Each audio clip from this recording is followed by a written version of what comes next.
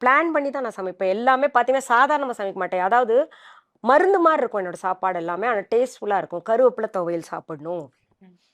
அந்த மாரிலாம் ரொம்ப சிஸ்டமேட்டிக்கா இருப்பேனா, அதுல அது சொதப்பல் பண்ணிட்டாங்க. நான் அன்னைக்கு வீடு 2 ஆயிரும், நான் 2 ஆயிருவேன்.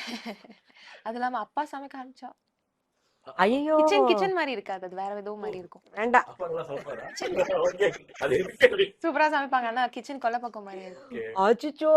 கிச்சனா இருக்காதுன்னு வைங்க.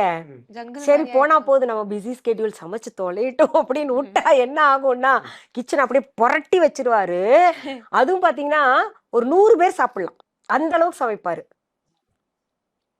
பெருசா நல்லா நல்லா சமைச்சு. ஏங்க இருக்கிறது 3 பேருக்கு, 4 பேருக்கு அதுதான் தானே கேக்குறேன். விட்டுருக்காளுங்க. அதிகமா அத அதிகமா விட்டுட்டு இருக்கிறது இவ்ளோ பிடிச்சது. பெரிய பவுல்ல குழம்பு வச்சு, அது எத்தன நாளைக்கு எனக்கு வச்சு சாப்பிடுறதே பிடிக்காது. அதுதான் இன்னைக்கு இரிட்டேட். செஞ்சோமா, இன்னைக்கு தீந்துரணும். இந்த ஃப்ரிட்ஜ்ல வச்சு சூடு பண்ணி சாப்பிடுற மாரி கொடுமை உலகத்துல எதுவுமே இல்ல.